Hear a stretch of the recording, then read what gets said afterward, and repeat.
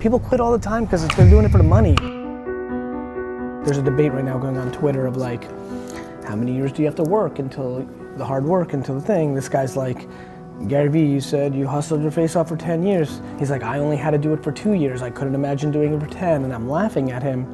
And another guy jumps in and goes, well, Gary said it best. Eat shit for blank years and eat caviar for the rest of your life. Like, are you enjoying it? Like, is this fun? I'm sure he's a lovely dude. Is this fun that you're filming this? Or are you doing it because you think it's gonna get you to the next level of success? Do you love your process? The gateway to happiness is to love your process, whatever that may be, whether that creates wealth or doesn't, if that creates legacy and art or it doesn't, that creates impact on the world or it doesn't. You're clearly driven. Like, you know, first you wanted to be in the NBA, then you wanted to be in the then you wanted to be in the PBA, then you wanted to act. Like, I think the thing that you need to understand is that you've got a gear of motivation that makes you do.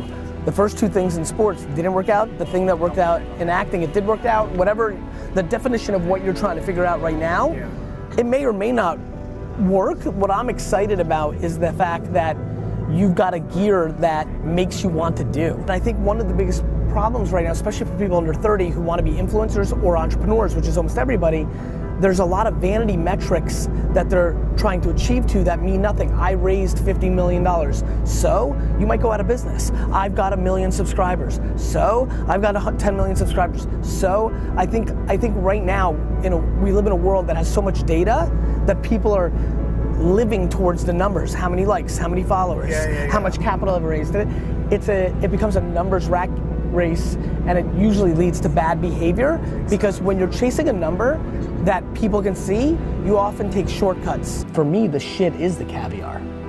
Like, I love the fucking process. I love building. A very big reason acting probably worked out was you both thought it could bring you something you were looking for from a level of attention and success and fame and dollars, but you also liked it. Because otherwise, if you didn't like it, you would have quit after the third no at auditions. When you do something for money, you quit.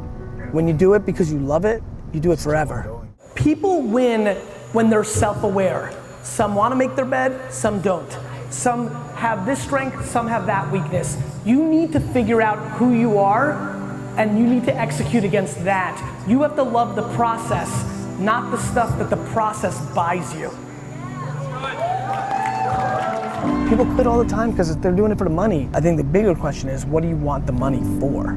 Is it blocking an insecurity? Is it to get the girl? Is it because you're trying to amass as much as you can because you don't like working and you want to live? The reason so many people fail in life and business is their model is, let me get the money so that I can enjoy and relax. They think of it as like hoarding it and then eating it all over time. It's like retirement and all this. It's such a bad way to think. Because then you're feeling the pressure of like massing so that you can then enjoy. I think the bigger question is like, what are you up to? Like, why are you doing it? Like, what's up? I just think a lot of people are trying to achieve success and use fame or money as makeup for a situation that they're just not happy about. Like, you have to figure out how to make your day in and day out happy. It's all an inside game. You need to be enjoying the amassing so much that you never get to the enjoying part. Otherwise, you're gonna be impatient and try to be out of it as quickly as possible to buy those things, or you're gonna regret it later in life, right? Like, I will never retire because it's not as fun as working. Like, it's not as fun. Like, it's not as fun for me to lay on the beach and play golf all day and lay on a yacht in the middle of the Mediterranean for 100 days in the summer and go to vineyards and go to concerts and see friends. That's not as fun as fucking 15 hours of meetings all day. I don't want to lay in a swan in a pool. I don't want to. That is what people have to figure out.